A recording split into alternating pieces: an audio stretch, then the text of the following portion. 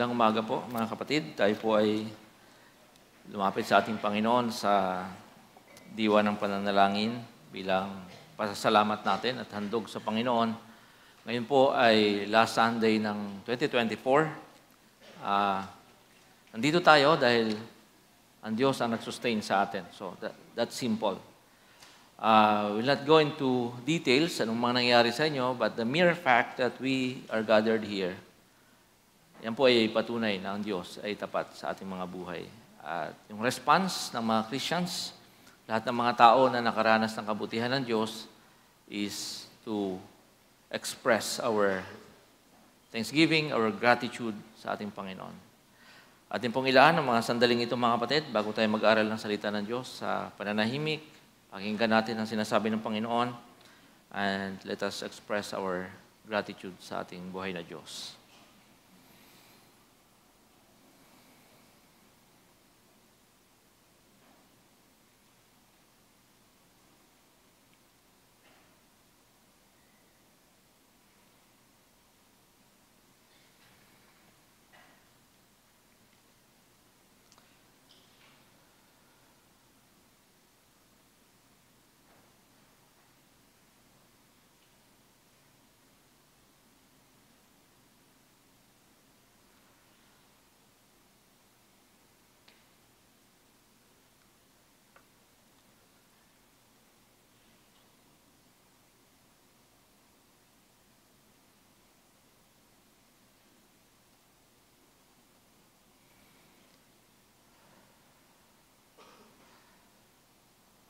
Panginoon, we will choose to end this year, 2024.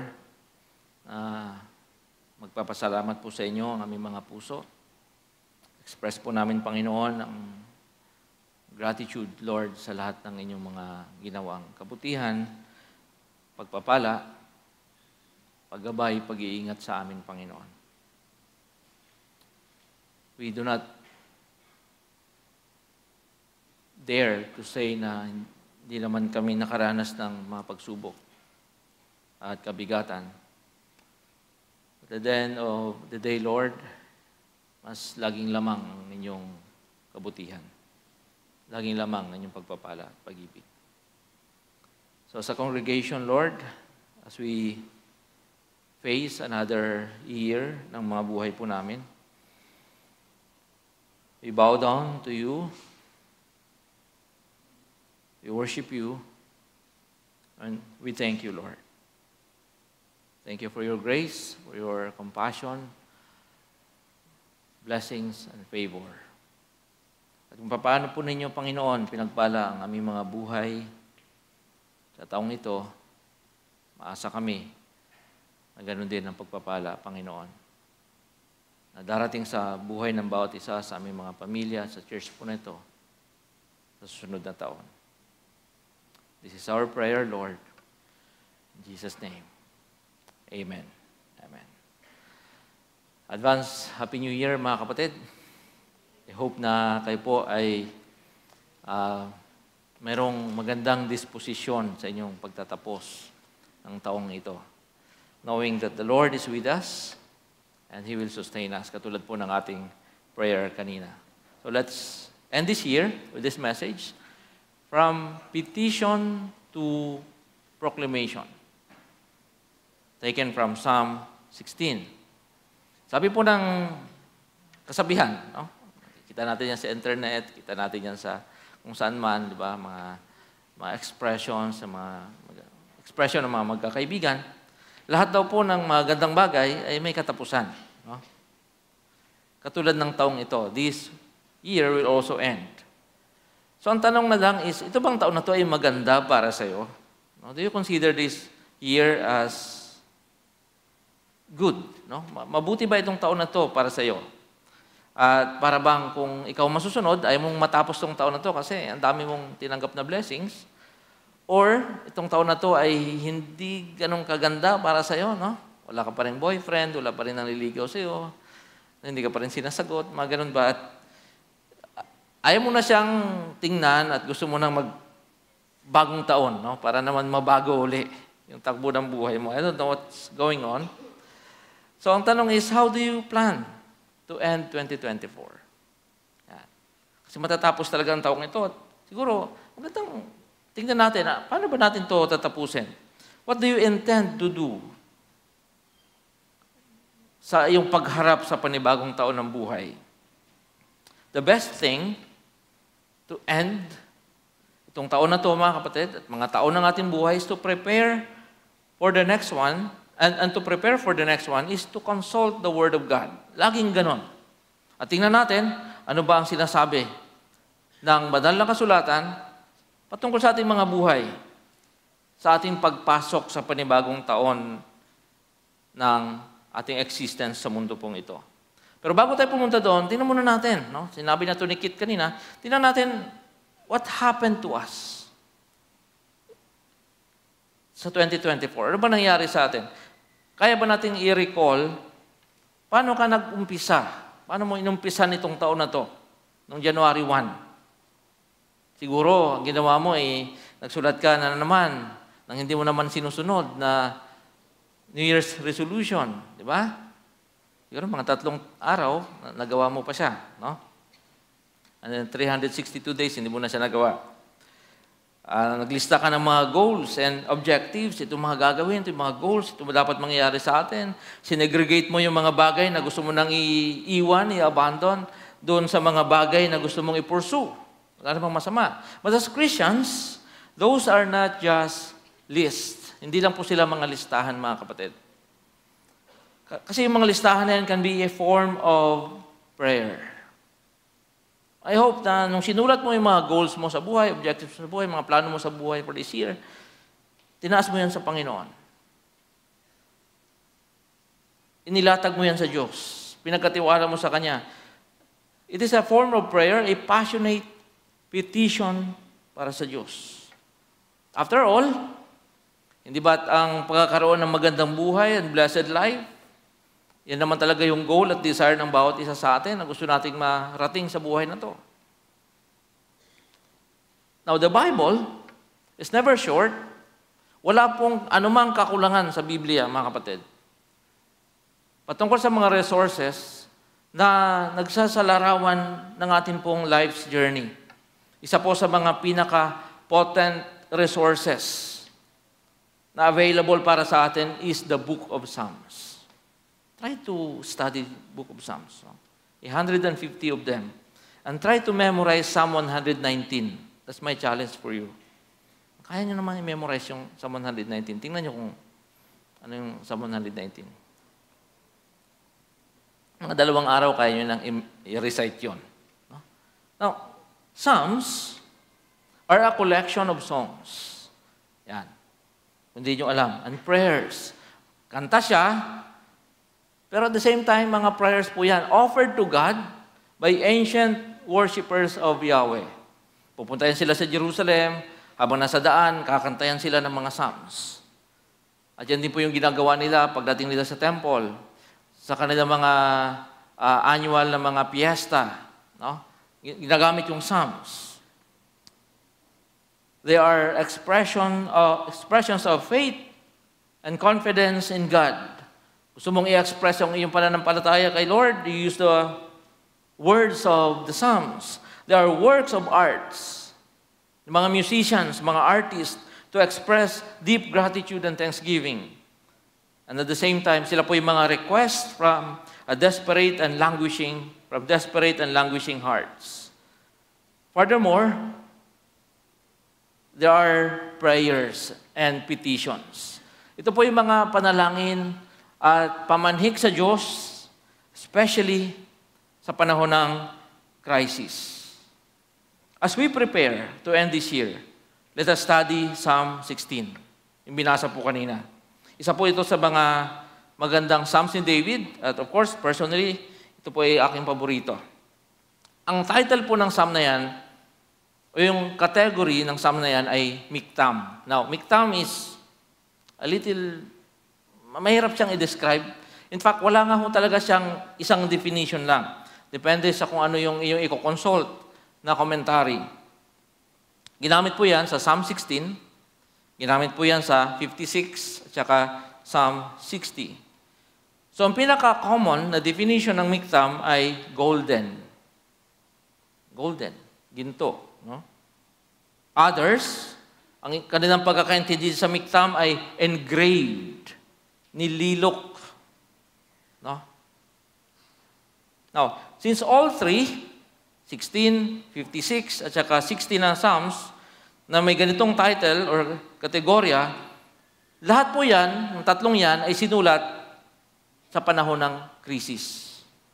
Sa panahon ng panganib. So, it is believed that the idea of miktam is covering the lips in secrecy, as if it is a secret or golden psalms na nire-recite, worthy na sabihin at i-engrave sa mga puso ng mga tao sa panahon ng crisis, umaasa that the Lord will preserve them, that the Lord will protect them in times of crisis. Yan po ibig sabihin ng miktam.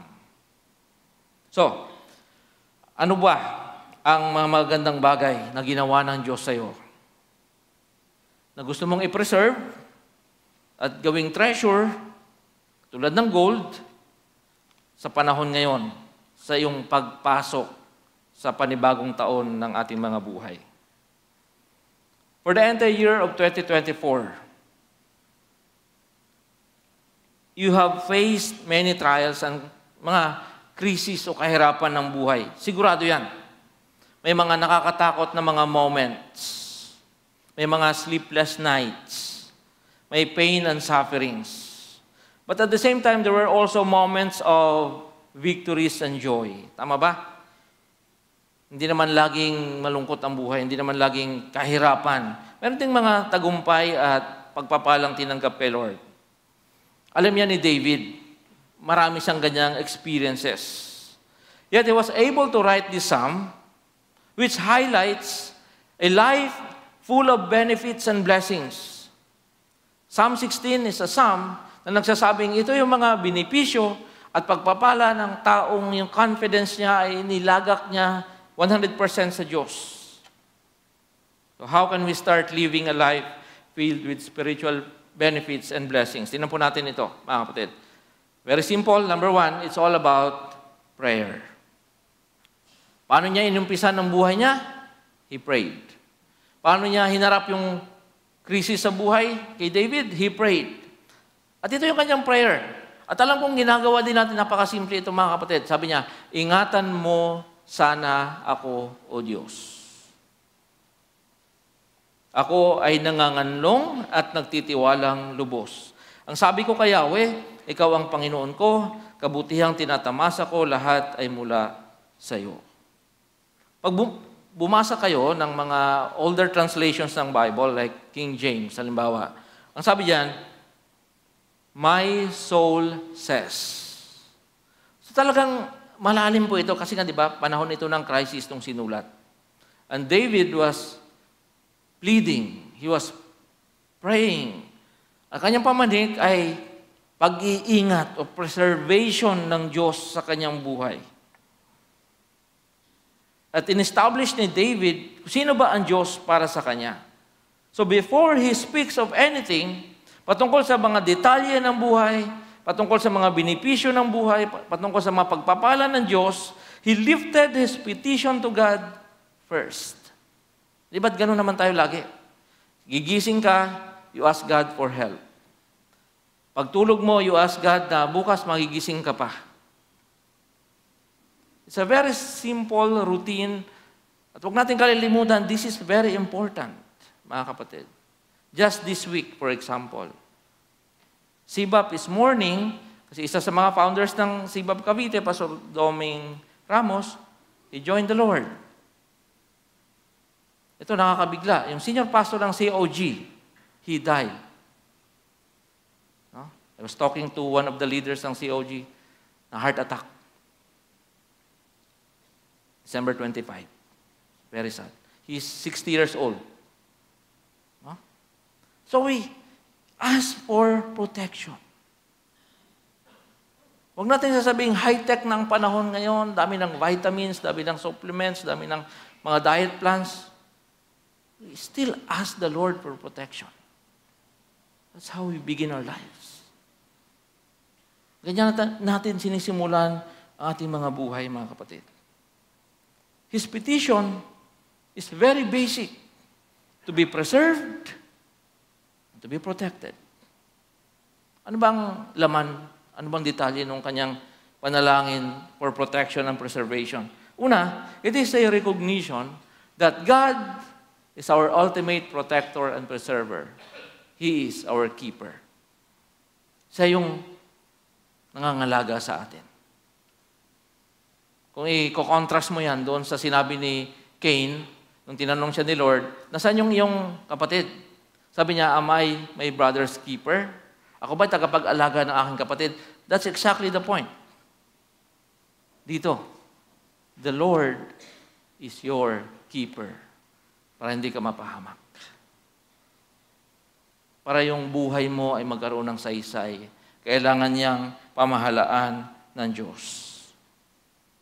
Number 2, it is a recognition that evil exists. So huwag natin pong binabaliwala ito. And misfortune is a reality.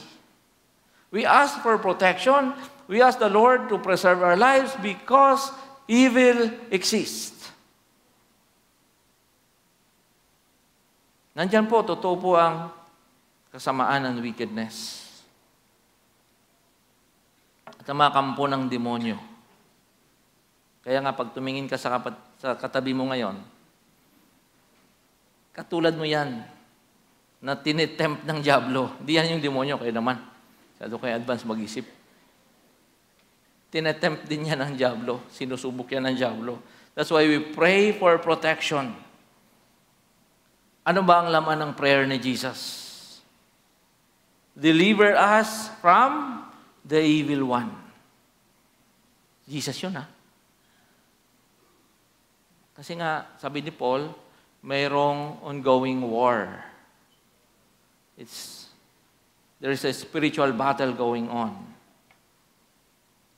That's why we ask the Lord for protection. And then, panalangin niyang isa, doon naman sa John chapter 17, sabi naman ni Lord, keep them from the evil one. This world, in spite of its beauty, mga kapatid, is also a very dangerous place to be. Yan yung hindi natin kayang alisin na realidad, no? Maganda itong mundong ito. Ito yung nilikha ng Diyos. Nilagay tayo dito ng Diyos for our enjoyment. But at the same time, this is a very dangerous place. That's why, in all our endeavors, we pray for God's protection first. Alam yan ni King David.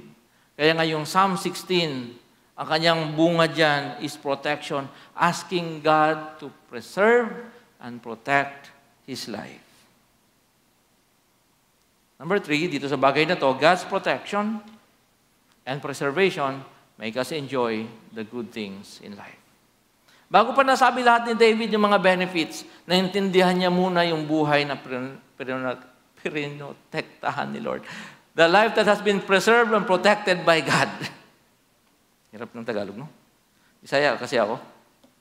Sensya na. The life that has been preserved and protected by God. And then, once na-enjoy ni David yung protection ng Panginoon, kaya niya nang i-enumerate yung mga kasunod. Lahat yung blessings. Lahat yung pagpapala ni Lord. Panghuli, dito, ang buhay Kristyano, walang katapusang pagkikinig, pakipag-usap sa Diyos. It's all about prayer. I hope, mga kapatid, you started 2024. Naalala niyo pa? Katapos ng lahat ng mga ingay, or bago pa magkaingay, karoon ka ng moment of silence. Sabi mo kay Lord, Lord, tong taon na to, please protect me. No, kung hindi mo yan nagawa, itong taon na to, do it for the next year. Lord, just like David, sabi niya, ingatan mo sana ako, O Diyos. Walang sino man sa atin dito pwede magyabang na hindi natin kailangan yung prayer na yan.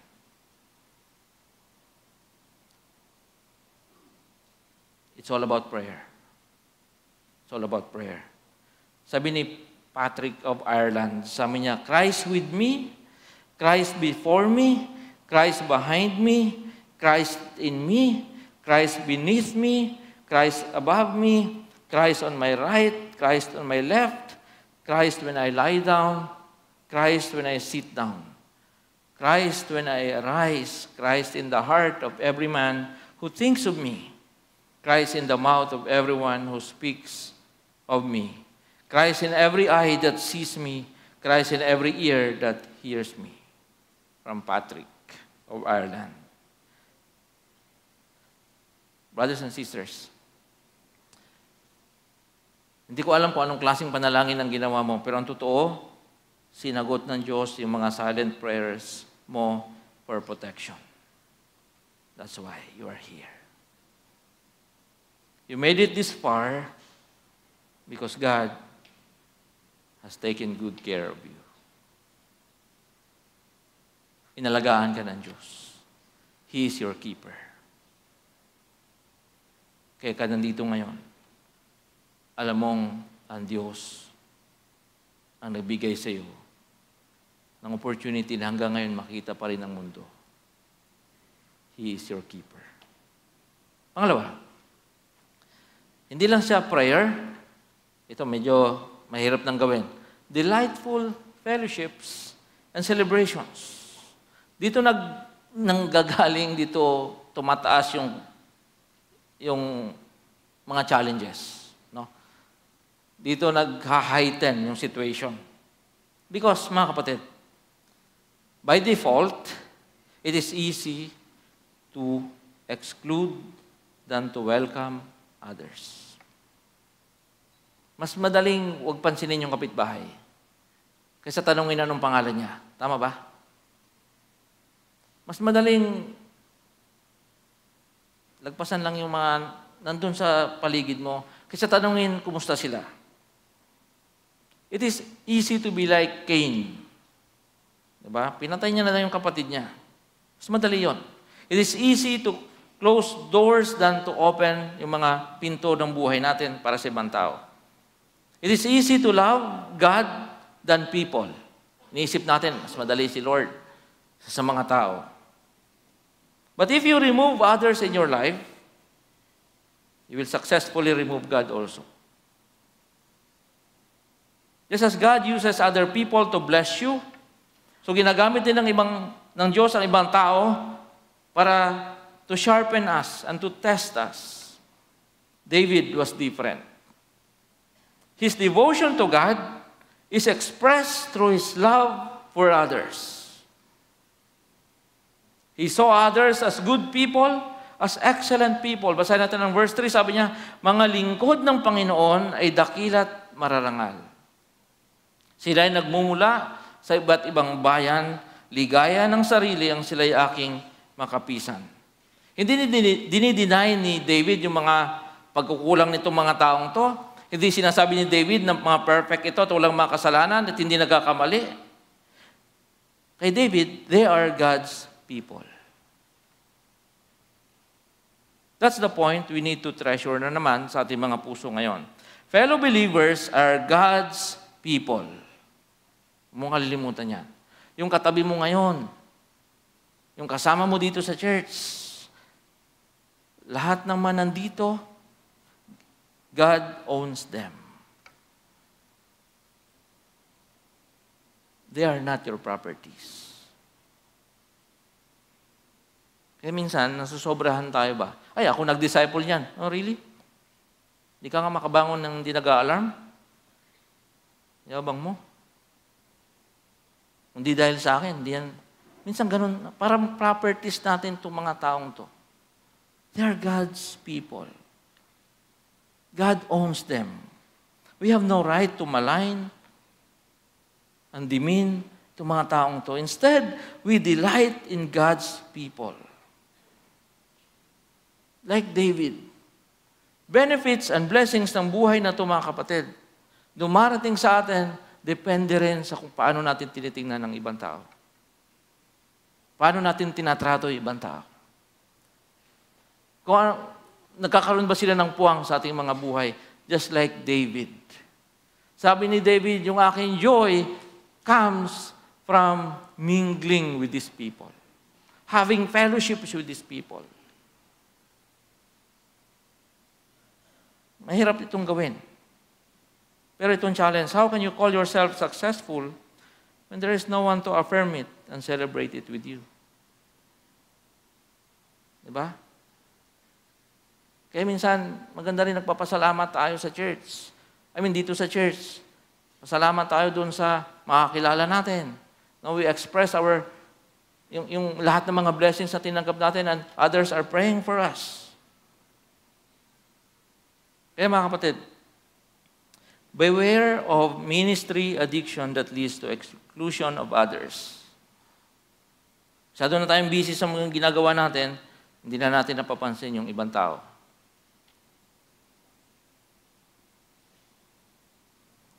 We all struggle dito sa bagay na to, but our presence here today ay isang testament that we want others to know that we love and cherish them as brothers and sisters in Christ. Tama ba?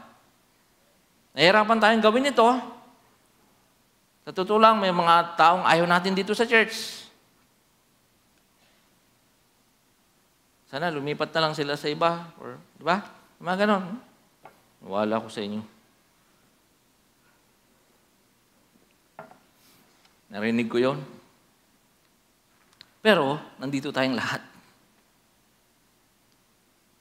Because God owns us. We struggle sa bagay na to. Pero sabi ng salita ng Diyos, mga lingkod ng Panginoon ay dakilat mararangal. Kasi ang Diyos ang nagtuturo sa kanila.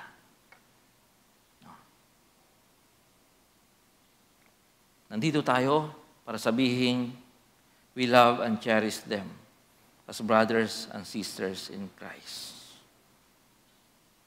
Bago sana matapos tong taon na ito, mga kapatid, sana man lang, no? You may want to say something to someone to affirm your love para sa kanila just before 2024 ends. Pwede ba yun? Meron kayong sasabihin sa iyong kapatid dito sa church. O kaya mamaya, di ba, may kape na naman dyan. Hindi ko alam kung may kape ngayon yung Christmas, walang kape. Bago nga kayo umuwi, no? Puntahan yung mga taong hindi nyo kilala dito. Kilala nyo sa mukha. Pero yung mga pangalan hindi nyo nakilala. Introduce yourself. Alamin yung pangalan. Pray together. Bilang magkakapatid sa Panginoon. Nawa itong taon na to be a beginning of a new heart. Karoon tayo ng bagong puso. A new pursuit. Bagong delight which is focused not on things at mga pangyayari, but on God's people. Let's try to see others na mahal ng Diyos, kinakalingan ng Diyos, at binigay ng Diyos sa atin bilang mga pagpapala. Gusto mo ng benefits at blessings ng buhay ng isang Kristiyano? Karoon tayo ng totoong fellowship at celebration kasama ng iba. Yan ang sikreto ni David. Panghuli. Hindi pa pala panghuli ito. Pangatlo pa lang. No? Kasi, magtatapos na yung taon, kaya habaan ko na itong preaching na to. An undivided heart. Tingnan natin ang verse 4. Ang mga bumabaling sa ibang Diyos, hinighlight ko yan, suliranin sunod-sunod. Sa mga paghahandog nila ay hindi ako sasama, at sa kanilang mga Diyos, ako ay hindi sasamba, hindi rin maglilingkod ni pupuri sa kanila. Ito po ay statement, mga kapatid. Kung papansin po ninyo, statement lang yan ng isang spiritually matured person. Bakit? Kasi unless you mature in Christ, you will never know Yun bang deception? Yun bang kawalan ng katinuan sa buhay? Of following other gods. Why? Bakit kailangan natin ng malalim na spiritual maturity dito, mga kapatid? Kasi yung ibang Diyos na nagko-compete sa puso natin, nakikipagkompetensya kay Lord sa ating mga puso, they promise prosperity. And we love prosperity. They promise health. They promise wealth. But in the end, it's all about destruction and agony. Yan ang sabi ni David. Yung mga bumabaling sa ibang Diyos, nagpapatong-patong yung kanilang problema sa buhay. People agonize when pursuing false religious leaders who exploit them. Sinasamantala sila. Ako ang Diyos, sunod kayo sa akin, I'll give you eternal life, o ngayon, nakakulong. Ano nangyari sa lahat ng mga ininvest mo sa kanila? They agonize. Pagdating ng panahon, mali pala yung kanilang sinusundan. People bear the heavy burden of God's wrath when they serve false gods. Kaya nagsabi, tamang statement ni David sunod-sunod yung kahirapan at suliranin ng mga taong binibigay pa yung puso sa ibang Diyos. Sa kanila noon, meron talaga mga Diyos-Diyosa na nakalagay sa kung saan-saan. Sa atin ngayon, baka wala nang ganon, hopefully. Pero ang dami pa rin nangunguha ng ating allegiance. Ang dami pa rin mga Diyos na ating nakikita. Number 1 na dyan, yung lagi nating pangarap na maging mayayaman sa buhay na to. Well, wala namang masama dyan, mga kapatid. Lagi kong sinasabi, walang masama dyan. Ingatan lang natin ating mga puso. Dahil pag hindi natin nabalanse yan, nagiging Diyos natin yung kayamanan. Hindi ako nagsabi niyan, si Jesus. Hindi ako nagsabi niyan ang Bible. Kaya nga pag hindi natin yan nabantayan, magiging Diyos natin yan, yung prosperity, Jesus calls it the thorns of life.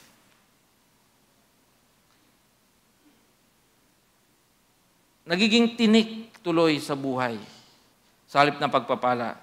Ang sabi naman ni John, cares or alalahanin ng mundong ito.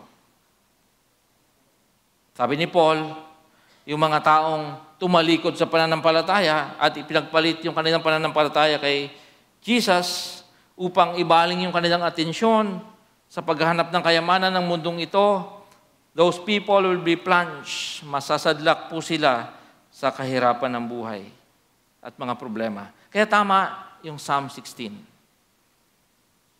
Itong mga kumukuha sa ating allegiance sa Diyos. Ito yung magdadala sa atin sa kapahamakan. There is no other God except the God of the Bible, and He demands absolute obedience and worship. Yan yung deal. You want eternal life? You want blessings? Ito yung deal ng Diyos. Walang iba, kundi siya lang. This alone is the sure way to spiritual blessings and benefits. Mga kapatid, pakiusap sa inyo. Baka mayroon lang, baka lang ha.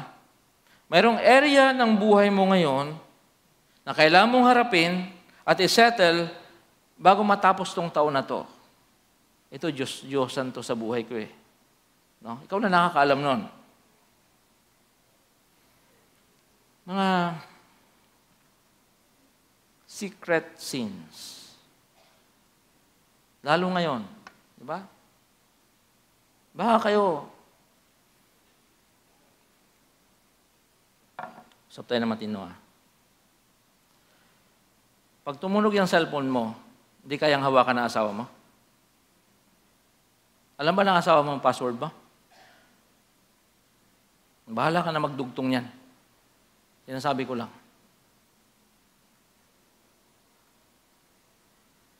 Secret sins. Meron pa rin ditong, baka lang. Pumila kasi 202 million yung jackpot sa loto. Baka lang. Mga kapatid.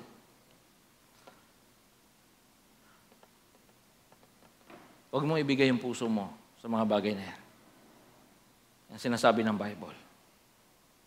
Baka lang hanggang ngayon, inubos nyo pa rin yung lahat ng bilog ng prutas sa palengke. Alam mo yung Diyos-Diyosan yan, mga kapatid. I'm your pastor, I will tell you this. Baka binibigay natin ang kapiraso ng ating mga buhay kay Lord. Sa mga bagay na yan, hindi kay Lord. Baka may mga addictions pa rin tayo dito. Diba? Baka meron pa rin ditong hindi pa rin makalabas ng bahay dahil may pusang itim. O may paru-parong pumasok sa bahay. Meron po kami, wala na ako kasi kaming yaya talaga, yung regular. Pero na-discover namin, yung kapitbahay pala namin, agency pala yung nagpapapuntang Saudi. So yung mga nandoon, nag-aantay sila makalipad, naghanap sila ng part-time. So, sa bahay. Tataka ko, bakit pag nagwali sila, laging galing doon papasok? Pag ako nagwalis, galing doon sa kusina palabas. Doon talaga sa pinto, papasok hanggang doon, tapos doon dadaspaan. Pala, lahat ng pinupuntahan nilang ibang bahay, ganun pala. Kasi malas daw yung galing doon sa ref, o galing doon sa ref talaga, kasi yun yung dulo ng bahay ko eh. Pag ganun, malas daw yun. Mukha namang hindi pa rin ako siniswerte hanggang ngayon. October pa siguro sila nag-umpisa sa bahay. Hindi nga kasi totoo yun, mga kapatid. Tigilan na natin yan. Okay? Yan ay mga nakakatawa, maliliit na mga bagay, no? Pero, mga rivals yan sa puso natin. A rival God is anything that captivates your heart and soul and influences your actions and way of life. Nag-umpisa yan sa maliit, maging rival God yan.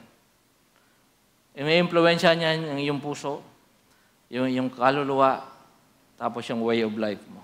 Lalabas at lalabas yan. Meron pong nagsabi sa akin, ganito daw pala yung idolatry. Ito daw pala yung deal ng idolatry. Kaya maraming nahuhulog. No? Hindi man talaga sumasamba sa Diyos-Diyosan, pero maraming tinatago sa puso. Ganito daw, sabi niya, halimbawa, meron akong bahay na 10 million worth. Ibibigay ko sa'yo ng 1 million, kung may 1 million ka, papayag ka? Of course, papayag ka. Di ba? 10 million yung halaga, ibibenta sa'yo ng 1 million. Pero ito yung deal. Merong isang pako dyan sa gitna na akin. Payag ka. Isang pako lang naman, nandun, sa dulo. Yung titulo niyan, ililipat ko sa'yo. Basta yung pako na yun, deal natin yun, akin yun. So, ano yung catch? Ganito daw siya, mga kapatid. Of course, papayag ka. Titulo sa'yo, lahat ng papel sa'yo. Basta usapan lang naman yun. Wala namang papel yun eh. Wala namang pirmahan yun. Basta usapan natin. Gentleman's agreement. Akin yung pako na yun. So papayag ka ngayon. At magkaibigan kayo. Payag ka. 10 years, babalik siya. Magsasabi siya ng patay na daga doon. Sa kanya yun eh. Yan daw po yung rival God. Pumapayag tayo kasi akala natin yung deal na yun ay maganda. Balang araw, babalik yan sa'yo. Piperwisyuhin niya yung buhay mo. Gusto mo ng blessings? At benefits ng Christian life, magkaroon tayo ng undivided heart. Panghuli, the benefits and blessings. Ito na yun, of a committed life. Kasi pag binasa mo, hindi ko na nga sinama no? Lahat ng statements ni David, yung contrast noon, blessings. Diba? Lahat naman sinabi niya. Blessings na kadugtong. Nag-focus na ako dito sa may bandang huli. Kaya't ako'y nagdiriwang, puso't diwa ko'y nagagalak, hindi ako matitinag sapagkat ako'y panatag. Pagkat di mo tutulutang ang mahal mo ay masadlak sa daigdig ng mga patay at doon ay maagnas. Ituturo mo ang landas na patungo sa buhay. Sa piling mo'y madarama ang lubos na kagalakan. Ang tulong mo'y nagdudulot ng ligayang walang hanggan. Ito yung mga pagpapala, mga kapatid. So, nag-umpisa sa petition, nag-umpisa sa prayer, sa pamanhik kay Lord for a simple protection and preservation. Ang binigay ng Panginoon, napakadaming benefits. Ang daming blessing. At sana, nag-umpisa ka noong January, Lord, simpleng prayer lang. Itawid mo lang ako itong taon na to. And then, sunod-sunod yung pagpapala ng Panginoon sa atin. Ano yung mga pagpapala tinutukoy dito? Number 1, totoo yung celebrations natin. Joyous celebrations talaga. Masaya talaga yung ating mga puso.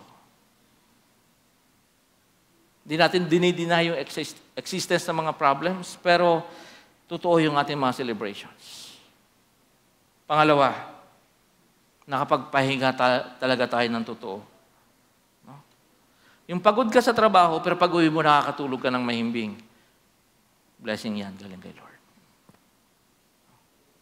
Kahit yung mga graveyard, yung shift ninyo sa trabaho, pinagpapahinga tayo ng Diyos. Pangatlo, salvation in Christ, of course, alam natin yon. Ang emphasis dito, mga kapatid, sabi niyan, sa daigdig na mapatay, wagkat di mo tutulutang ang mahal mo ay masadlak sa daigdig na mapatay at doon ay maagnas. Huwag natin kalilimutan ito. No? That we will not remain in the grave forever because Christ did it for us. Ito ang maganda, pangapat, na blessing ng Lord. Sabi dito, tinuturo ng Diyos kung saan ka dapat lumakad sa buhay na to. Now tell me, kung hindi blessing yan. Yung path of life. Dahil ang contrast nito, mga kapatid, at ang totoo sa mundong ito, maraming naliligaw. Tama ba? At maling liko natin, maliligaw talaga tayo. Kaya ang blessing ni Lord, tinuturo sa atin saan tayo patungo. Landas ng buhay. Panghuli, pleasures forevermore. Yung kasiyahan, yung kaligayahan, yung totoong sarap ng buhay, true pleasures of this life and beyond are found at the right hand of God. Saan mo kukunin to?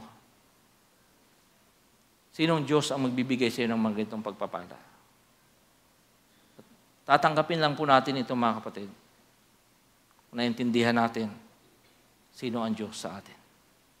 Kung inumpisa natin yung ating mga buhay this year ng isang simpleng panalangin for protection and preservation, and then God opened the floodgates of heaven, ito yung mga blessings na binigay niya sa atin.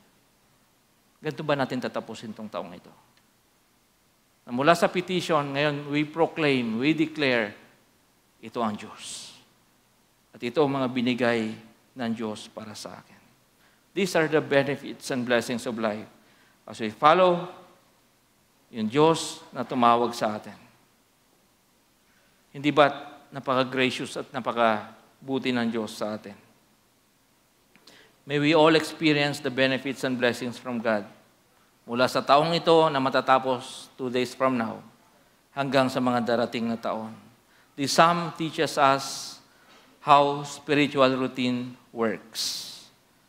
Paano ba? We always begin with a petition and ends with a declaration. God is good. Tinatamasa natin ang pagpapalang galing sa ating Panginoon. Father, we will end this year not with a petition, Lord, kasi ang dapat na namin sabihin ngayon, Lord, is to proclaim, to declare the benefits and blessings na pinagkaloob mo sa amin. O Diyos, paano itong taon na to ay nakita namin ang inyong mga kamay, nawa sa papasok na taon, nandun pa rin kayo pinagpapala niyo pa rin ang inyong mga anak. In Jesus' name we pray. Amen. Amen. Tayo pong lahat ito may mga kapatid.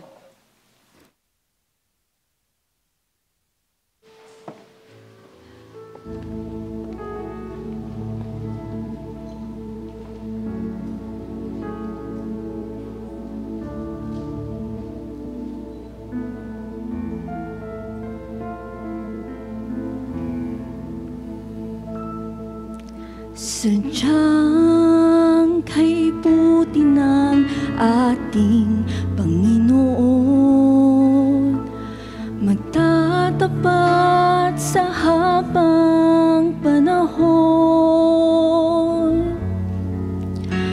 maging sa kabila ng aking pagkukulang, biyaya niya'y patuloy na laan.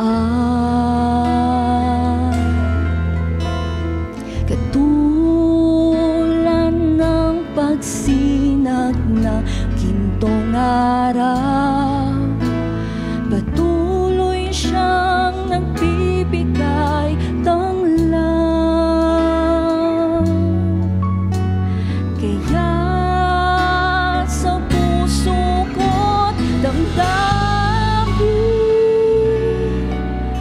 katapatan niya'y aking pupurihin.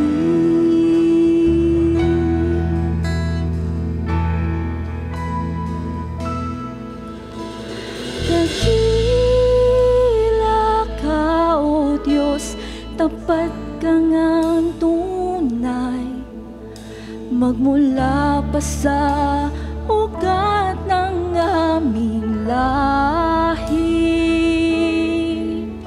Mundo'y magunaw man, maasahan kang lagi, maging hanggang wakas nitong buhay.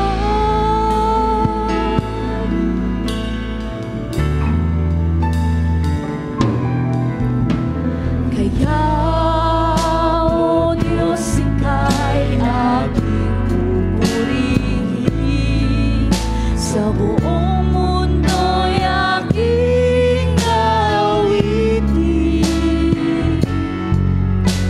Dakila ang iyong katapatan,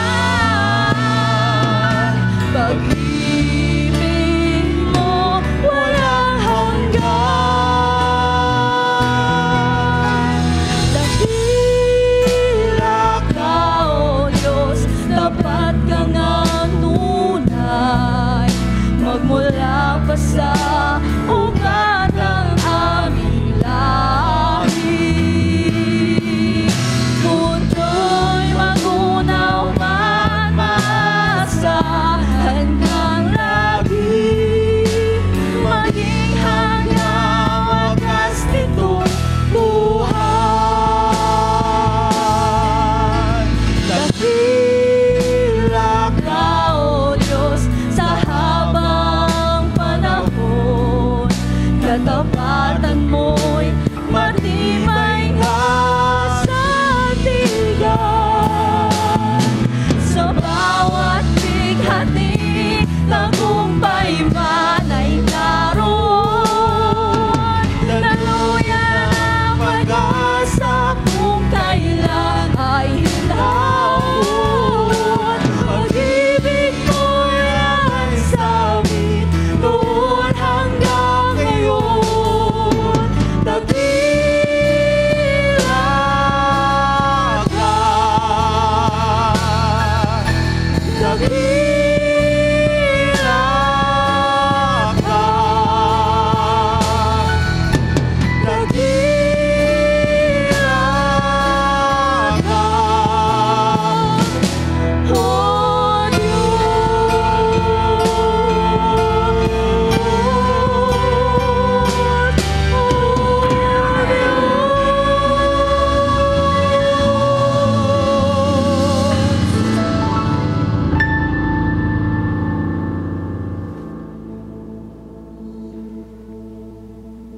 Let us ask the Lord for His blessings and benefits. Gawin po natin ito na mas intimate ngayon mga kapatid. I would ask the fathers, kung nandito kayo, mga asawa, to pray for your family. Kung kasama nyo sila ngayon, just pray together just before yung ating closing prayer. At kung wala naman yung pamilya nyo ngayon, hindi nyo kasama, yung mga katabi nyo, pag-pray po ninyo. Pray for each other. Pero kung nandito kayo sa family, mag-asawa, lalo na, I would challenge the fathers to personally pray for a blessing for your family. Sige po.